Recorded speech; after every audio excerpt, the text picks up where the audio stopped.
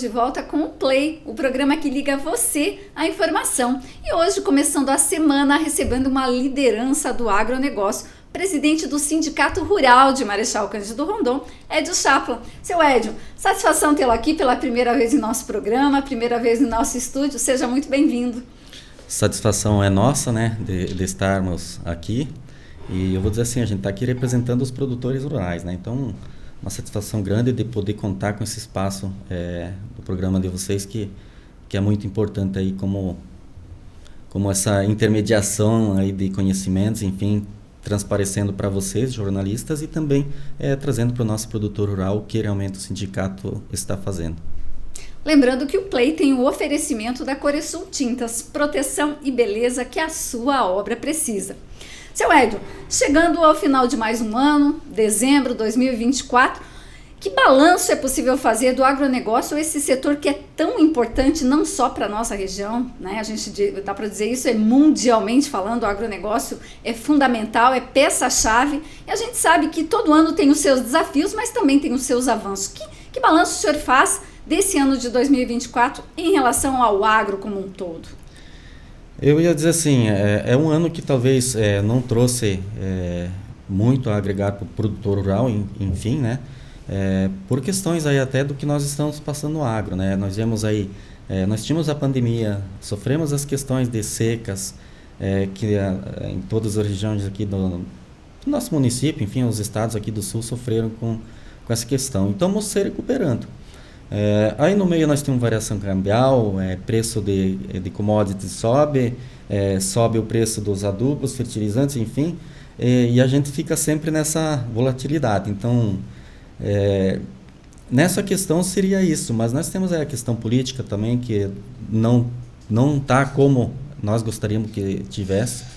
Nós estamos passando por uma grande situação, que eu diria mais jurídica, e também institucional, né? Nós ainda vemos muitos maus políticos, mas graças que nós conseguimos também avançar nessas últimas eleições e conseguimos aí ter pessoas aí que possam defender tanto o nosso agro, né? Quanto aos interesses aí da população urbana. O pessoal comenta que já é meio que clichê falar isso, que o agro ele se sustenta, ele anda sozinho, apesar de todos os perrengues, o agro está sempre ali, firme e forte. Mas não é possível dizer que a política não tem influência, tem bastante influência, seu Edio. A gente sabe que tudo passa pela política, desde que aquela reivindicação para melhorar, para avançar. Então, realmente não tem como pensar no agro sem pensar no campo político. Com certeza. Hoje tudo acontece através da política, né? O agricultor, ele, como nós aqui, surge a demanda lá do produtor rural. Nós acatamos ela, passa pelo sindicato rural. Aí depois vai para a nossa Federação da Agricultura do Estado do Paraná. Aí vai para a CNA. Aí depois nós temos a FPA, que é a nossa Frente Parlamentar Agropecuária. E ainda nós temos aí o Instituto Pensar Agro, que é o IPA. Então veja que percorre um caminho longo até que se chegue aí a demanda hoje, que começou lá no campo, lá pelo produtor rural, e até que ela se desenrole, a gente vê como a questão política hoje ela trava muitas questões, né? A gente vê aí muitas vezes, parece que tem uma balança lá, que as votações, você vota isso aqui comigo, que eu voto isso contigo.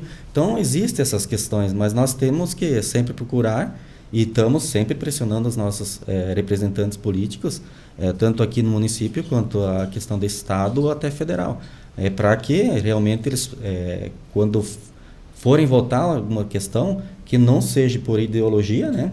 E sim sempre pensando na questão social e técnica, né? Seu Edio, a gente sabe que todo ano, claro, tem os seus desafios, os seus avanços. O que você diria que foi o principal desafio ou um dos principais desafios do agronegócio neste ano de 2024? Dentro das questões hoje, claro que tem a questão política que influencia, mas eu vou aqui me ater um pouco na questão local, nossa, principalmente aqui no nosso oeste do Paraná, com a questão indígena, né? Então isso vem tirando o sono, principalmente hoje, que estão lá no município de Guaíra e Tararuxa, dos agricultores lá que estão tendo essas áreas invadidas, né? Então a gente fica com uma questão, parece uma certa amarração que a gente não consegue desencilhar realmente para que esses produtores rurais produzam os alimentos com tanta questão aí mais em conta, enfim, que não tem esses problemas como eles estão tendo lá, de produtores não poder plantar na sua própria área. Então, a principal questão indígena hoje aqui na nossa região oeste que deixa nós bastante aflitos. Porque não se trata só de invasões, né? Nós temos aí a questão da sanidade agropecuária, né? Que nós temos aí conquistado há vários anos, aí a gente briga pelo status sanitário. Temos, o Paraná aí é um grande exportador de alimentos, né? Produzidos no nosso agro. Então, nós temos que estar alinhados com essa questão. Mas isso traz para nós uma insegurança, essas questões de invasões, porque muitas vezes a gente se depara nessas aldeias, enfim, não aldeias, mas sim, se dizem aldeias lá que o pessoal invade, não, aqui é a minha aldeia, aqui é a área indígena, e na verdade, sim, não existe nenhuma demarcação de terra indígena aqui. Se trabalha com, talvez, se falando que invasão indígena, mas não é em terras indígenas, né? Quero deixar bem claro que ali em Guaíra já, desde que se começou aí a colonização, já não existiam indígenas, né? E aos poucos vieram vindo, enfim, e está ocorrendo o que está ocorrendo hoje, produtores rurais perdendo suas terras, e a gente fica bastante preocupado, porque hoje nós estamos com um problema em Guaíra, Terra Roxa, mas nós estamos apreensivos de que isso venha para Marechal, e assim vai se estendendo aos outros municípios. Então nós queremos aqui também deixar dito para os que acompanham aí o seu programa, que o problema não é só dos agricultores, né? O problema aqui ele é econômico-social. Se nós tivermos uma quebra de sanidade, perde aqui a nossa região oeste, que é altamente aí desenvolvida em todas as cadeias, né? De proteína animal e também vegetal. Mas veja o impacto que isso traria se nós aqui, daqui a pouco, nós não vamos poder mais exportar. Onde é que nós vamos colocar esses frangos, suínos, enfim, peixes, e outras proteínas aí também vegetais? Então, é bem complexa essa situação. E daí isso vai trazer para nós um impacto econômico e social. Se nós começar aqui a dispensar pessoas do frigorífico, onde é que essa gente vai ficar? Com o que elas vão viver? O nosso produtor rural, sem produzir, como é que ele vai viver? Então, é uma série de questões aí que vão trazer essa questão para o meio econômico urbano também. Não é só lá para o agricultor que, o agricultor teve sua terra invadida, ele que resolve o problema dele. Mas se isso ganhar proporções, é o que nós temos receio, segundo assim, as informações que a gente tem, então a gente cada vez fica mais apreensivo quanto a essa questão. E ela não está se resolvendo, ela está sendo empurrada para frente e juridicamente ela não está sendo resolvida. Seu Ed, a gente percebeu toda esse movimento na mídia, inclusive, quando começaram essas invasões, recomeçaram, porque no passado, não tão distante, a gente já viveu algo parecido. Depois acalma um pouco, né? Então, assim, a gente não tem a real dimensão se de fato foram desocupadas as terras invadidas, não foram. Na verdade, continua tudo meio estacionado, como o senhor disse. Aquelas terras que foram invadidas em Guaíra continuam, e principalmente quem está nesses municípios como Guaíra e Terra Roxa não tem paz, eu diria assim. É mais ou menos por aí? É bem por aí. Parece que dá aquele status de que agora não tem mais invasão, né? Porque nós já vários dias não se ouve mais falar. Exatamente. Mas as questões, as nossas cobranças com nossos representantes, esfera estadual, enfim, federal, juntamente aí bastante a gente tem se deparado aí com o Sérgio Souza e o Lupião, que é o presidente da Frente Parlamentar. Ele tem um vasto conhecimento disso, porque nós já levamos tudo pontuadinho, e é esse sentimento que a gente tem, que hoje parece que está se resolvendo, está resolvido. Não, as propriedades que estão invadidas lá continuam invadidas. Nós, no mês passado, recebemos o presidente da federação e fomos até algumas propriedades invadidas. Aí você vê o semblante do produtor rural lá derrotado. Porque ele já fez tudo que a justiça, no caso, teria que ter cumprido. Ele fez o processo de reintegração, foi expedida de Moarama, do juiz, Beleza, vai desocupar, até tal data tem que desocupar. Aí chega simplesmente uma ordem de cima, dando um fim nessa... Que não vale nada não vale mais essa esse documento que pede a reintegração. Ele cassou essa reintegração de posse. Então, voltou a estaca zero, e daí para que lado que você vai? Se é através do meio jurídico que se resolve. Talvez seria o meio político, mas hoje dentro do meio político nós ainda somos a minoria. Então essa minoria não consegue mudar talvez o que nós realmente precisássemos mudar no contexto aí, jurídico e também a nível político, né? Então nós precisaríamos ter mudanças aí que fossem tomadas decisões para que nós revertêssemos esse quadro. Tenho ouvido movimentações, inclusive declaração do diretor-geral de Itaipu, recentemente do NUVR, que estão acontecendo negociações, enfim, não é negociações o termo ideal, mas eles estão fazendo sondagens, tentando comprar terrenos aqui na nossa região como se fosse uma solução. Na sua opinião, comprar terrenos para, vamos dizer assim, assentar determinados índios, enfim, isso seria de fato a solução? O senhor tem acompanhado se de fato a Itaipu está fazendo esse tipo de movimentação? Sim, ela está, a negociação ela existe, né? Ela quer comprar áreas aqui na nossa região oeste do Paraná. Inicialmente aí nós temos 14, 15 mil hectares que seriam comprados no nosso oeste do Paraná. Mas assim, a gente vê essa conversa lá no Show Rural em Cascavel do ano passado, onde o Fávaro estava, enfim, em entrevista concedida, ele disse que existia sim o interesse da União, juntamente com a Itaipu, comprar terras aqui na nossa região oeste. Mas a pergunta é a seguinte: eu, produtor, quero vender a minha área? Essa seria uma das perguntas. A outra pergunta: onde iriam comprar essas áreas? Que local? Então, tu começa a fazer uma grande reflexão quanto a essa questão. Então, nós temos aí essa questão, existe sim, a Itaipu aí vem divulgando que tem interesse em comprar, e a gente estava até apreensivo quanto a essa questão, porque era para ser comprada ainda esse ano. E ainda pode acontecer, né? Mas a gente vê, primeiramente, que não existe o interesse de muitos produtores venderem, para que fosse aí demarcado a área indígena, porque hoje não existe demarcação da área indígena, e sim, está se propondo uma demarcação indígena. E até aqui eu quero ressaltar que só não aconteceu porque nós no passado, nós tivemos aí uma ação junto à FAEP, a Federação da Agricultura do Estado do Paraná, que representa todo o sistema sindical, entrando com uma ação no TRF4, barrando a demarcação que já estava a vias de acontecer aí na região de Guaíra. Então a federação gastou recursos, mas conseguiu segurar a demarcação.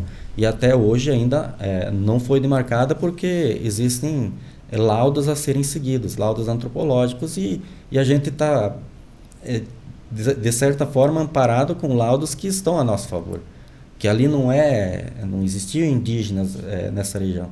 Então isso nos traz uma questão de segurança, mas dentro desse contexto político e jurídico, tudo meio se mistura e fica meio obscuro. Então a gente fica meio retraído que isso possa acontecer. E a nossa preocupação é assim: se fosse comprar X hectares numa localidade e ia se resolver todo o problema, ainda a gente ia contestar, né? Porque nós teríamos que ver o impacto de vizinhança que nós iríamos ter ao contorno dessa reserva demarcada, o quanto isso traria de questão de perca econômica e social. Então teria mais essa questão que teria que ser discutida. E vamos lá, Itaipu vai comprar 500 hectares em Marechal, 500 em Mercedes, 500 em Guaíra. Quem que vai fazer toda essa segurança da nossa sanidade agropecuária que nós conquistamos ao longo de tantos anos, que nós temos aí esse certificado para exportação? Então, volta tudo naquilo que eu conversei antes, né? Daí nós caímos num impacto econômico e social enorme, que muitos talvez não estejam vendo, percebendo, mas ele é gigantesco.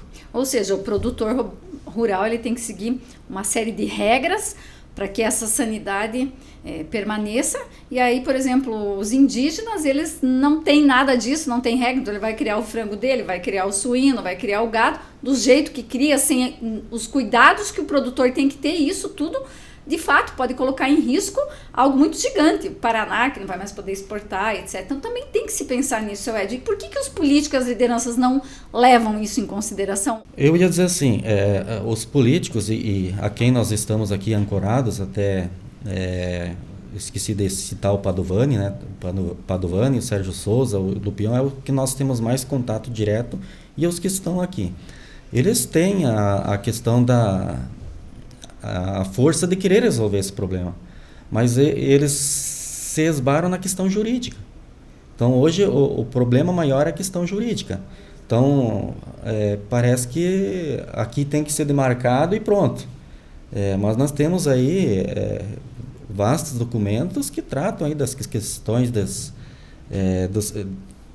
supostos indígenas, que não são indígenas, são estrangeiros que estão aqui. Tem os índios que vêm do próprio estado do Mato Grosso, enfim.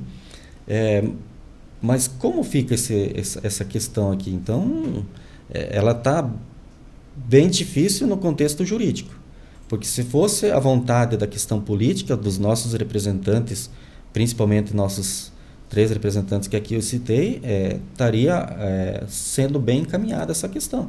Cumpre-se a Constituição, cumpre-se o marco temporal, que foi votado e, enfim, foi promulgado pelo presidente da Câmara, do Senado, e daí não é cumprido. Então, peraí, quem que está errado? São os políticos? Eu acho que não. No caso aí, nós temos que fazer uma reflexão e a gente fica bastante apreensivo quanto a essa questão. Porque realmente é uma questão que, pelo menos num primeiro momento, a gente não consegue ver uma solução fácil, a tamanha complexidade. Isso com certeza tira o sono e vai seguir tirando o sono de muitos produtores, especialmente dos produtores. Com certeza. Nós aqui, quando as primeiras movimentações ocorreram, a gente achava, não, essa Guaíra até era roxa, mas não é longe, isso aqui em linha reta são poucos quilômetros. Então veja a proporção se avançar para o nosso centro aqui do oeste. Nós temos lá áreas invadidas, tem um núcleo de aviários, de 8 aviários, próximo à terra invadida. 800 metros que eles estão lá. Então, imagine esses produtores lá, daqui a pouco entra algum tipo de perca de sanidade, ou se forma uma lei que, por ser perto de uma reserva indígena, que hoje não é reserva indígena, que querem demarcar como reserva indígena, surge alguma questão de status sanitário. Então, já que eles serão impactados. Agora, imagine o produto daqueles aviários talvez sendo barados por questões hoje ideológicas, né? E a gente vê muito que a questão ideológica quer passar por cima da questão técnica, econômica, social que a gente preza. Então, nós precisamos sim alinhar essa questão, porque hoje traz essa grande insegurança. E eu pontuo, hoje é em Guaíra e Terra Roxa, mas amanhã pode estar em Marechal, pode estar em Mercedes, em Trerias e assim por diante. Porque a gente até se deparou aí com alguns pontos georreferenciados aí de sítios, supostos sítios arqueológicos. Mas quem que fez esse estudo? Não sei, não se sabe. Simplesmente, ao andar dos anos, até nesse ano agora, surgiram novos pontos de sítios arqueológicos. Isso inclui Marechal? Inclui Marechal. Em Marechal nós temos vários pontos aí demarcados. Então, realmente uma incógnita o que teremos pela frente. E assim, temos em Marechal, temos alguns extremos aí, né? Não é só próximo ao lago, né? Nós temos fora da questão aí do lago, proximidades da reserva do Lago de Itaipu. E assim, toda essa nossa costa oeste consta dentro do IFAM lá vários pontos de sítios arqueológicos. Então, por que foram marcados? Se não tinham, não existia. Então, essa é a nossa preocupação. Tu começa a fazer perguntas, né? E assim a gente começa a se preocupar. E por que em toda a região? Por que toda essa região? Então, a gente está sim, lutando contra isso. Os deputados, eles estão a nosso favor, mas nós estamos esbarrando hoje na segurança jurídica. Seu Ed, assim como falamos dos desafios, especialmente agora da invasão de terras aqui na nossa microrregião, também a gente sabe que teve avanço. Todo ano tem novos avanços. Que avanços o senhor destacaria em relação ao agronegócio, que a gente pode falar talvez em termos de lei, ou enfim, sei lá, outros? Nós tivemos aí várias questões aí que surgem, né? Mas, assim, uma das brigas nossas foi, eu vou pontuar aqui da de grãos, né?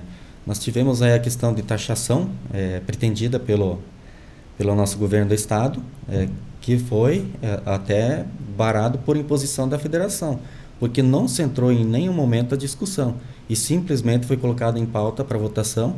E nós, quando ficamos sabendo dessa questão, nós sindicatos se articulamos, disparamos mensagens, ofícios para os nossos deputados estaduais.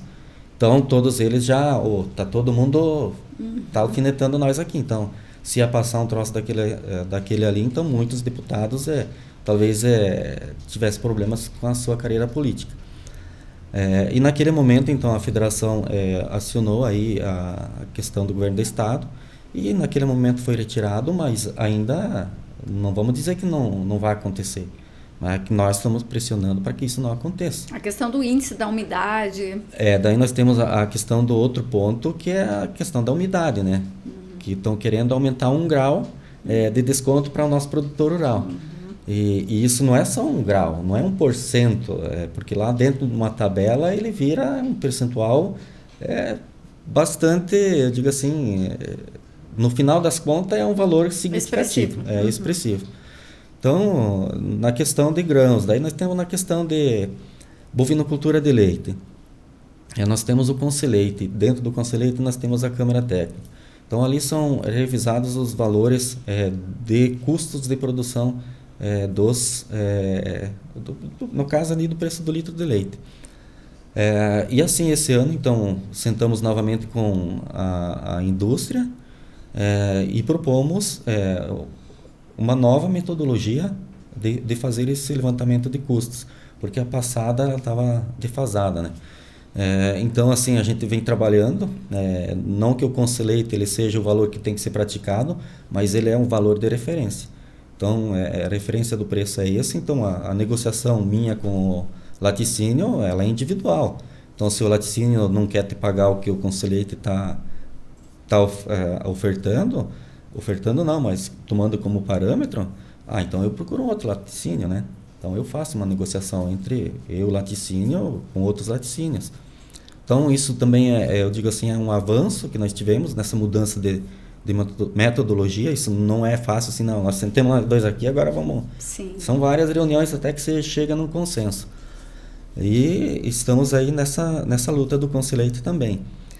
Temos na questão da apicultura um avanço grande, principalmente nós aqui conseguimos ainda a manutenção da tarifa federal noturna, que ela é nos moldes que era a tarifa rural noturna do estado, que compreendia das 9 às 6 da manhã, que é um valor reduzido do custo da energia elétrica. Então isso nós estamos conseguindo ainda manter, mas a gente também não sabe até por isso eu digo assim, a nossa constante, como a questão indígena, agora não se ouve falar nada, então não estão fazendo nada. Não, a gente está fazendo. Tá trabalhando. Os bastidores trabalhada essa questão. Então nós precisamos avançar nessas questões e dizer para o produtor, talvez nós não estamos aqui gritando, né, mas nós estamos trabalhando, né, para que nós avançamos. E na piscicultura também, esse ano nós conseguimos com a CNA ainda fazer uma revisão da lei da apicultura, porque ela era voltada praticamente para a pesca extrativa, né? Quem pescava em rio, mar, enfim, e ela não estava adequada para os nossos parâmetros. A CLT é totalmente diferente do que que nós temos no nosso campo. Tem outras questões aí que não caberia a se aplicar na nossa produção de tilápia. Então, várias reuniões até que se chegou. Provavelmente esse ano não, mas ano que vem deve voltar para a plenária e deve ser votada a nova lei da apicultura e pesca. Então, assim, a gente vem avançando em vários temas, né? E ainda eu quero citar só da questão dos levantamentos de custo de produção. Nós tivemos esse ano o levantamento dos custos de produção de várias atividades aqui, ou digamos aqui todas as atividades agropecuárias. E eu vou dizer assim, foi feito juntamente com a CNA, levantamento de custos várias regiões do nosso estado do Paraná. Depois eles foram juntados esses custos e apresentados para nós num evento em Curitiba, onde a CNA, juntamente com a FAEP, representou para as nossas comissões de cereais. Então, todas as atividades hoje do agronegócio, salvo a piscicultura, e a piscicultura ainda depende do sistema intensivo ou extensivo que ela está sendo criada, que traria aí uma margem de aproximadamente 15%. O restante das atividades, todas elas estão no negativo. Então, é a mesma coisa que eu trocar 6 por meia dúzia. Ou muitas atividades ainda trazem prejuízo. Então, assim, o agro, ele vive um momento de balança comercial muito bom. Quando se diz aqui questão da balança de importação e exportação, nosso agro ele é muito positivo. Há vários anos, né, ele não traz margem negativa e traz sim riquezas para o nosso Brasil, mas ao mesmo tempo a gente vê que ele não está sendo respeitado da porteira para dentro como deveria ser. Então assim, nós temos um up, é bom, legal, nós estamos produzindo um PIB que sustenta o Brasil, sustenta a economia, e não é só a questão de economia, mas sim a questão social, é muito importante se destacar. Geramos vários empregos, né? Então o agro hoje ele é uma mola propulsora de muitos empregos diretos e indiretos, então nem se fala. Após essa industrialização, quanto mais se agrega, e daí assim vai, desde da pessoa que vai lá na farmácia, a pessoa que vai no supermercado, a pessoa que, enfim, alimenta o comércio aqui, vamos dizer assim, o local, mas a nível de Brasil, aí quantos comércios que são hoje fomentados aí pelo agronegócio como um todo. Seu Edio, a gente sabe que no ano passado a nossa região, em especial, cada região tem a sua particularidade, depende muito do clima para que a safra ande bem, para que saia tudo dentro do esperado, e parece que vem um ano, quando não é na safra, na safrinha, e assim vai. Ano passado tivemos, na safrinha especialmente, se não me engano, saiu bastante prejudicado o resultado como um todo. Como é que está para esse ano? A safra acabou de ser implantada, temos aí em andamento. Qual que é a expectativa para essa safra? Assim, a expectativa da cultura da soja, verão, né, ela digamos assim, é boa. Nós tivemos aí percas pontuais aí de algumas lavouras, talvez perdendo 20% do seu potencial produtivo, mas só a minoria. Mas a gente vê que a cultura vem se desenvolvendo bem. Tem muitas cultivares que já estão aí no meia grana, como falam, né? Então, está se mostrando um potencial produtivo muito bom. E os custos de produção, se a gente for levar em conta custo de produção e a receita, os nossos custos de produção eles foram até um tanto quanto compatíveis com os preços que hoje está o soja no quadro, né? Então, esperamos colher bem essa safra para dar um fôlego para o produtor rural, porque nós temos aí vários problemas, como você comentou, nós viemos de frustração de safras, frustrações de preços, né? Quando colhemos um pouco melhor, como foi ano passado a safrinha do milho, mas nós pagamos caro para plantar e vendemos com custo muito abaixo do que realmente precisaria.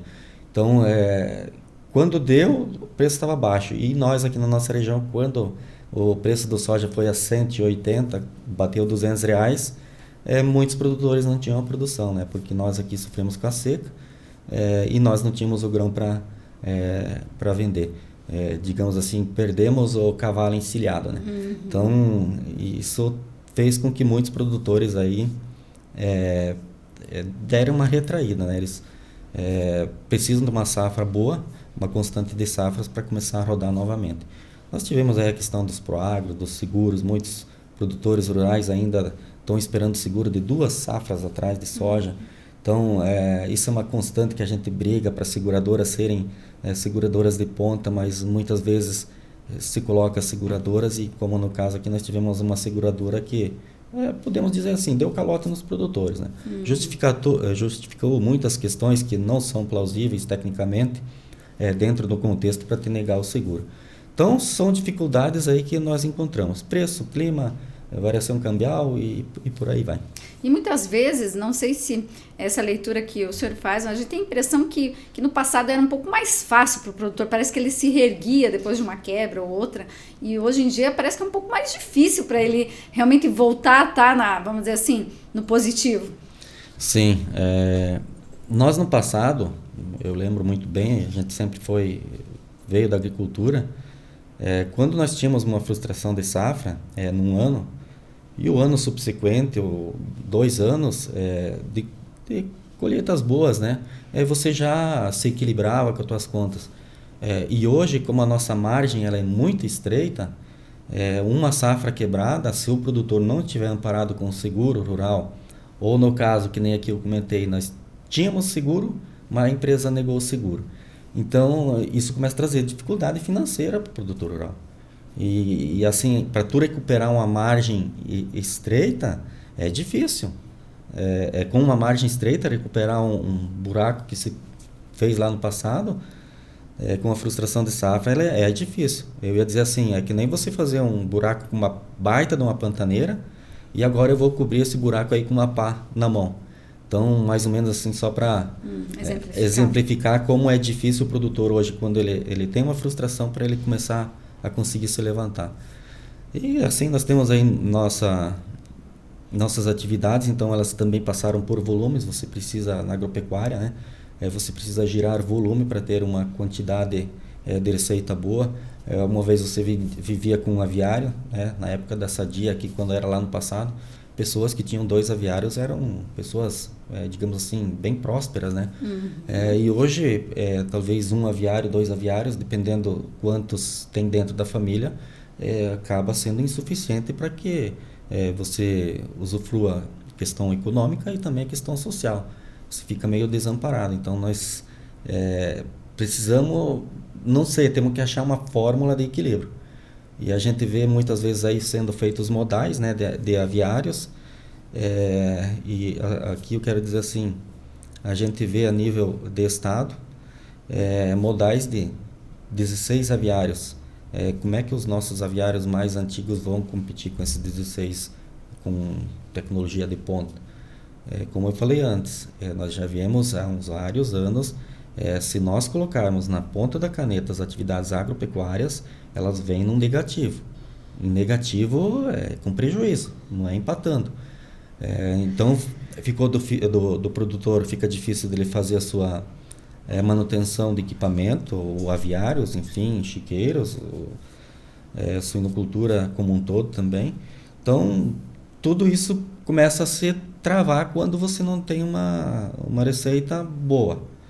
E eu participei de uma palestra do nosso ministro da Agricultura, agora me escapou o nome dele, em Curitiba. Ele falou que enquanto nós não fizermos um plano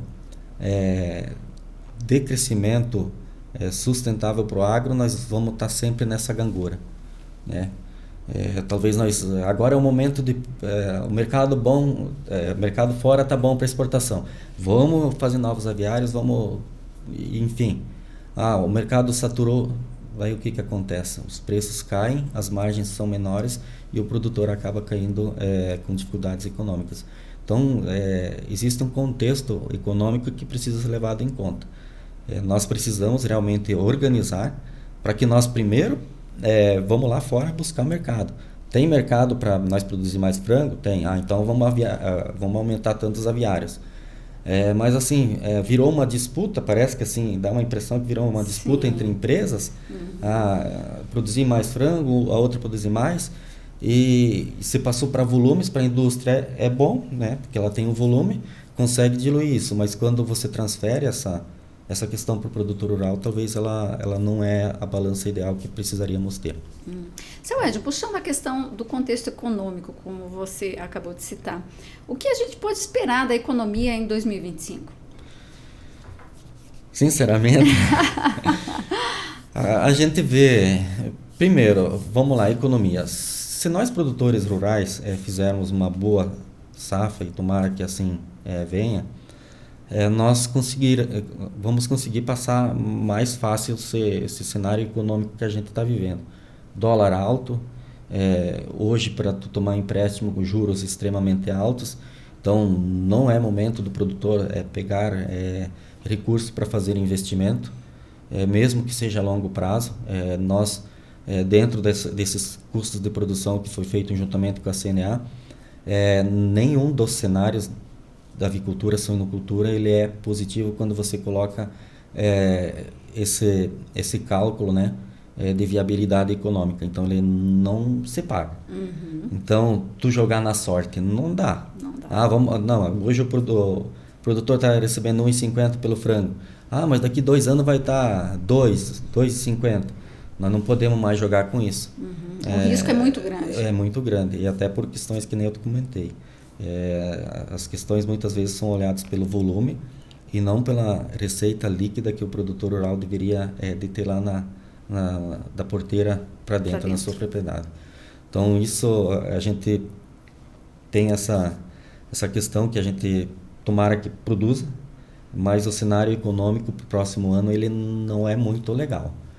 Você vê agora a Selic ainda é para subir, então dólar subindo, e a gente tem esse receio que daqui a pouco o dólar subiu, nós vamos importar lá os produtos lá da Rússia, né? Os insumos que nós precisamos utilizar vão subir em dólar, e se o nosso preço aqui não subir também, começa a descasar esse negócio. Aí nós vamos lá na frente, vamos plantar com custo de produção alto e talvez vamos vender uma safra com preço baixo. Então isso não é legal. Nós deveríamos de ter um meio de travarmos aí para que nós tivéssemos uma margem de receita líquida para o produtor rural, não receita bruta. Vamos falar um pouquinho do sindicato. Você esteve há poucos dias na Câmara de Vereadores falando um pouquinho do sindicato, do seu papel. Muitas vezes a gente olha para essa entidade como, né, muitas vezes você não tem noção da importância que ela tem, e especialmente quando se fala em produtor rural. A gente sabe que o político defende muitas vezes a causa do agro, né, tem uma secretaria, né, com essa disposição e tudo, mas o sindicato realmente é quem de fato levanta as demandas do produtor e faça com que elas aconteçam, que elas tomem uma direção em busca de que isso se torne um benefício, que volte, né, dentro daquilo que está sendo reivindicado. Seu Edio, fala um pouquinho desse papel do sindicato, da importância do sindicato enquanto essa entidade que faz a diferença em toda a sociedade. Vamos lá. Nós no Brasil, no passado nós tínhamos algo em torno de 16 mil sindicatos, de vários os ramos, várias denominações. Digo assim, muitos usavam de uma forma não legal, simplesmente para beneficiar alguém. E nós do Sindicato Rural, nós estamos no mesmo grupo dos sindicatos rurais, né? Dos sindicatos. Mas nós, dentro do Sindicato Rural, hoje o Sindicato Rural é o representante legal do produtor rural. Não existe outra entidade que defenda a questão hoje econômica do produtor rural. Nós temos as cooperativas, que são as nossas parceiras, sim, elas são nossas parceiras, mas elas muitas vezes têm alguns interesses, né, econômicos, tributários, enfim, com o Estado, então elas se limitam a discutir muitas vezes numa mesa a questão... Que é bom para eles, de fato, não necessariamente para o produtor. Então, é um pouco difícil esse equilíbrio, né? Mas nós vemos as cooperativas, sim, são nossas parceiras, muitas vezes nos ajudaram nas questões de algumas causas, principalmente que nem no Código Florestal, a questão indígena, elas também nos defendem, porque também se nós tiver o problema de entrar uma doença, alguma coisa assim, elas são as primeiras que vão sentir. E depois nós também já vamos... Automaticamente a reação é em cadeia. A reação em cadeia. Daí é o produtor, daí vamos colocar na roda da economia, daí vem para o meio urbano, e enfim, já vira um caos.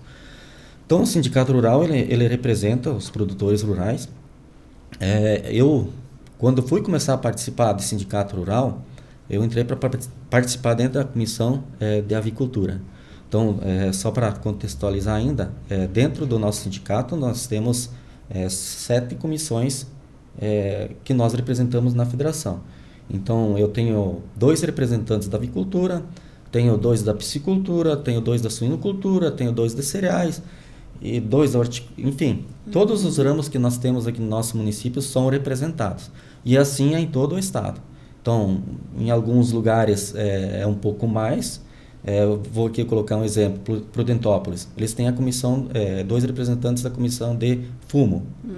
Nós não temos aqui, assim, temos produção sim, mas não que seja considerável. E se houver entendimento, então se alguém por acaso ouvir e achar pertinente de nós colocar essa comissão, nós vamos colocar essa comissão, coloca-se 2 nomes e eles vão representar os produtores nessa atividade. Então, esses produtores, eles participam de reuniões. Dependendo da cadeia, elas são a cada 2 meses.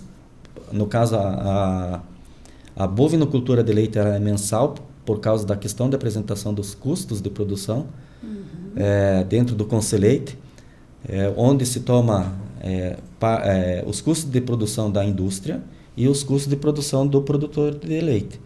Então, ele é colocado numa régua e é ali que se faz a referência, né, que é o Conselheite. Por isso eu digo, Conselheite ele é referência, ele não é preço mínimo ou máximo. A gente sabe que muitas vezes tem laticínios que pagam além do Conselheite. Sim. E tem momentos que alguns laticínios pagam menos. Então o sindicato ele tem essas comissões que participam dentro da federação. Depois da pandemia eles se tornaram híbridos, salvo alguns que são presenciais em determinado tempo, determinado assunto que talvez precisa ser um pouco mais debatido, ele é melhor presencial. Então, dependendo do tipo de assunto, então nós temos ele presencial. Se não, ele é híbrido, ele é por vídeo, enfim. Então, os produtores hoje facilita, porque senão nós tínhamos que se deslocar sempre ir para Curitiba e voltar, isso gerava custo para o sindicato. É difícil para o produtor rural também se ausentar, porque ele tinha que sair num dia, voltar no terceiro dia, então ele deixa os seus afazeres também. Não que seria um tempo perdido, mas sim seria uma luta em razão dos produtores rurais. Como esses dias nós estávamos em Curitiba, o Sérgio, que ele é vice-presidente, ele já deu entrevista aqui, nós fomos lá brigar por a questão do vazio sanitário e calendário de semeadura da soja. Então, nós conseguimos trazer para dia 1º de setembro o zoneamento agrícola e plantio da soja.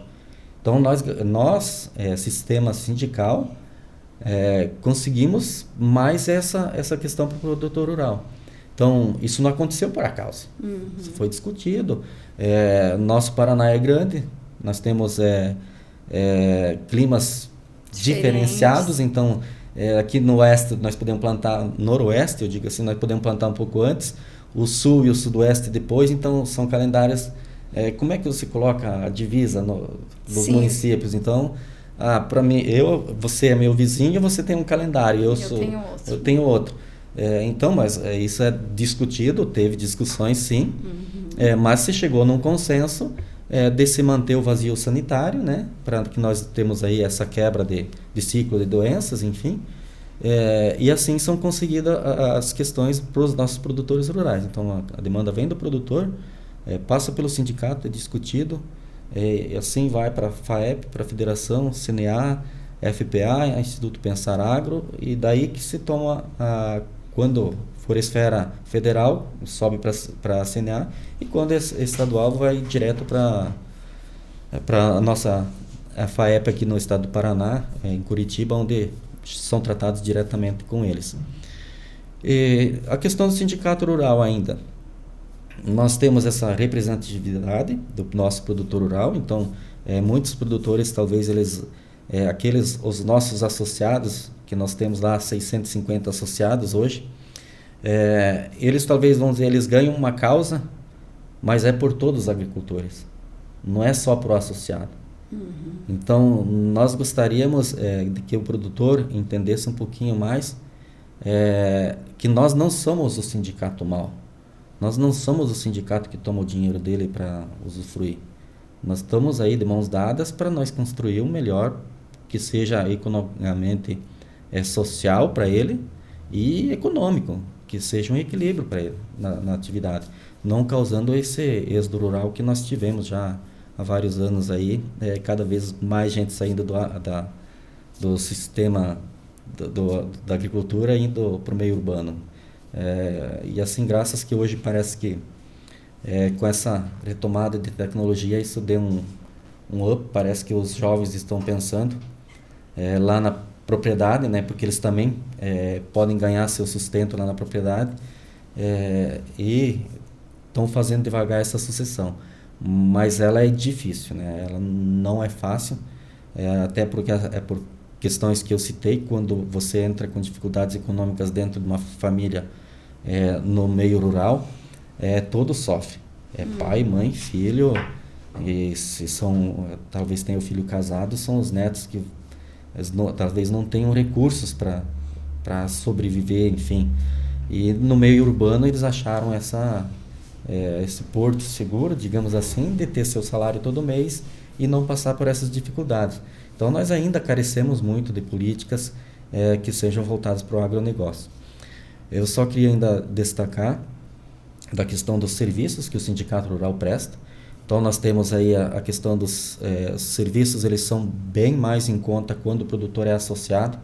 Então lá quando ele for fazer o seu imposto de renda, for fazer o seu ITR, ele tem custo bem mais baixo. E fora quando você vai tirar algumas outras certidões, enfim, tem vários serviços aí que nós prestamos aí para o associado.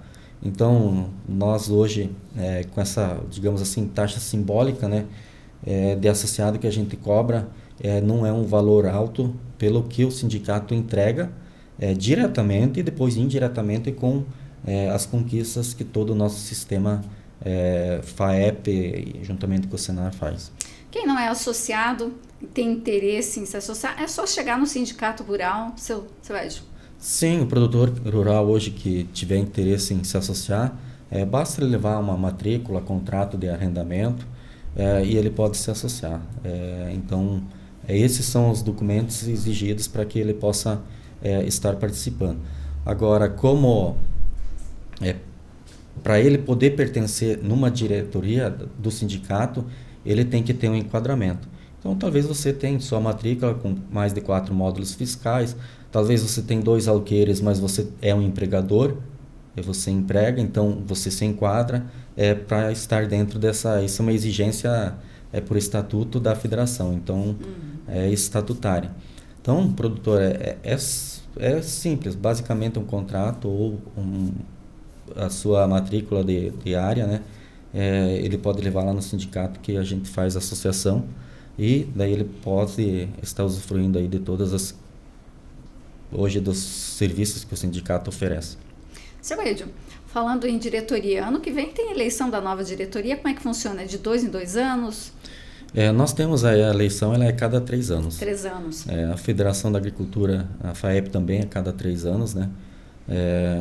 Então, é uma diretoria diferente da federação, porque na federação nós temos um presidente e temos vários vice-presidentes, né? E esses vice-presidentes é que decidem, na falta do presidente, né? Decidem ao outro presidente que vai permanecer no cargo. Então, ela também é de 3 em 3 anos. E nós, o Sindicato Rural, então, ano que vem nós temos eleição, e a gente vem buscando aí produtores também para compor a chapa, né? E também futuramente para compor as comissões, porque geralmente alguns talvez ficaram um tempo na comissão, querem sair, enfim, a gente acaba indicando os nomes, né, das pessoas para estarem participando. E aí tem que ter tem que seguir aquelas regrinhas do estatuto e ter à disposição, e aí... assim, é um básico, né? Ele tem que participar nas assembleias que o sindicato faz, né? Nas reuniões. Ele tem que estar em dia com as suas anualidades. Ele tem que estar enquadrado dentro das normas do estatuto da federação, né? Dentro dos critérios. Dentro dos 4 módulos fiscais, ou então ele ser empregador. Os módulos fiscais seriam assim, se ele tivesse 72 hectares, ele pode ser. E se for abaixo, ele tem às vezes 2 alqueires, mas ele tem uma propriedade diversificada, tem funcionários, então ele entra como empregador, é um dos critérios também. Então, estar em dia, participar das assembleias e estar enquadrado dentro dessas situações que eu relatei. Já tem uma data para essa eleição? Ela é em 7 de janeiro, a eleição. Então as articulações devem estar a todo vapor aí nos bastidores. A gente vem procurando, sim, as pessoas que querem fazer parte do sistema sindical.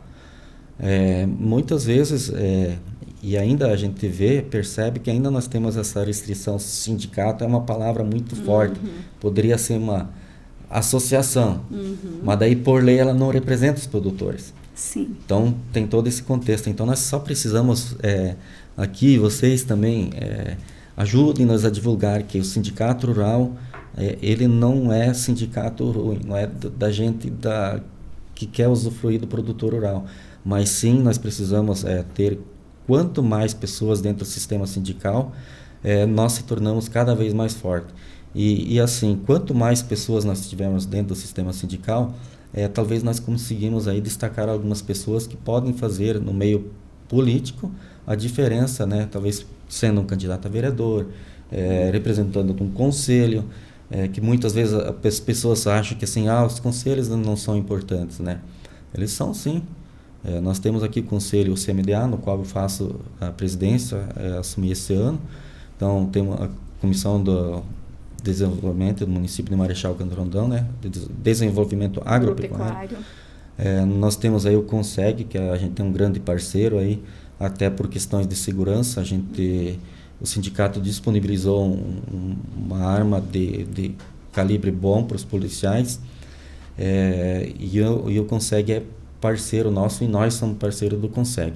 Então, vemos isso que representa uma segurança para o produtor rural. Então, assim, no que nós temos atendido, então nós temos aí a patrulha rural. Então, muitos produtores estão aí fazendo as identificações das suas propriedades com as placas, marcando os pontos, que isso lá numa chamada, quando ele for procurar lá a Polícia Militar, BPFOM, enfim, Polícia Civil, acionou lá, eles já sabem onde é que é o ponto. Então, isso ajuda muito, até numa questão de atendimento, talvez num socorro dos corpos de bombeiros. Então, se essas propriedades elas estarão todas elas com os pontos marcados, georreferenciados, isso vai ajudar muito na questão de segurança, qualidade de vida, enfim, é uma segurança que o produtor busca. E nós estamos juntamente aí com o CONSEG, então participamos aí doando valores para o CONSEG mensalmente e também aportamos valores quando tem a churrascada ou tem a feijoada. Então nesses 2 eventos a gente ajuda com mais dinheiro também. E nós somos também doadores ainda pro Hospital de Câncer de Cascavel. Nós fizemos aí uma doação anual, então é um valor para nós assim expressivo pelo tamanho que nós somos.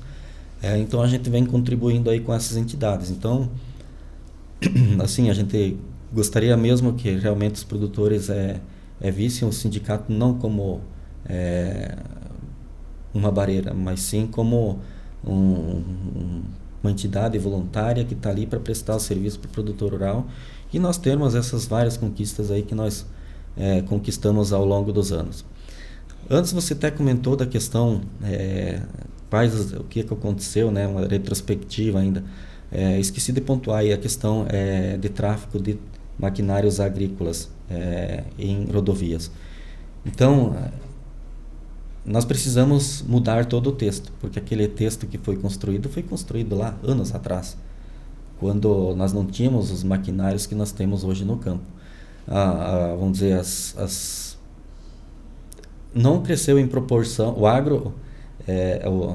as rodovias não cresceram na proporção que o agro cresceu em questão de tecnologia e equipamentos, né, para que dão mais velocidade de plantio, colheita, enfim, tratos culturais. Então nós precisamos enquadrar essas máquinas dentro da questão das rodovias. Então existe um texto, não é um texto talvez que quando chegar de volta, o produtor vai falar assim, não, mas isso aqui não se encaixa a nós. Mas daí nós vamos entrar novamente na discussão, mas o principal nós já conseguimos. Então nós vamos depois buscar a cereja do bolo. Porque tudo tu não conquista numa vez só. Tudo de uma vez é difícil. É difícil, até por questões do que nós comentamos antes, né? Talvez um deputado vai pedir teu voto para votar o projeto dele. Enfim, Sim. É uma troca de votos aí que acontece. Então nós temos que estar buscando, e esse foi um dos pontos que nós avançamos bastante. Ele vai vir a ajudar, melhorar do que nós temos hoje, e muito, das conquistas aí que nós vamos ter. Não vou aqui relatar por questões de ainda não estarem votadas, né? Vai para votação para serem aprovadas. Depois a gente vai avançando nas outras questões aí que ainda precisam ser melhoradas.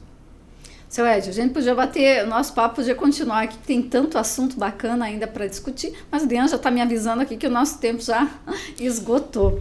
Então eu quero agradecer pela disposição de vir aqui, bater um papo comigo, conversar um pouquinho desses pormenores que muitas vezes a gente sabe por cima, e a gente faz questão de divulgar, porque o agro é um setor muito importante, não só para Marechal, para toda a região, para o Brasil, enfim, no mundo inteiro. Então quero agradecê-lo pelo ter tirado um tempinho e vir aqui e dizer que o presidente está sempre à disposição, sempre que tiver pautas importantes que precisam ser discutidas, que sejam importantes chegar à comunidade como um todo, aos produtores. Aqui tem sempre portas abertas e será sempre muito bem-vindo.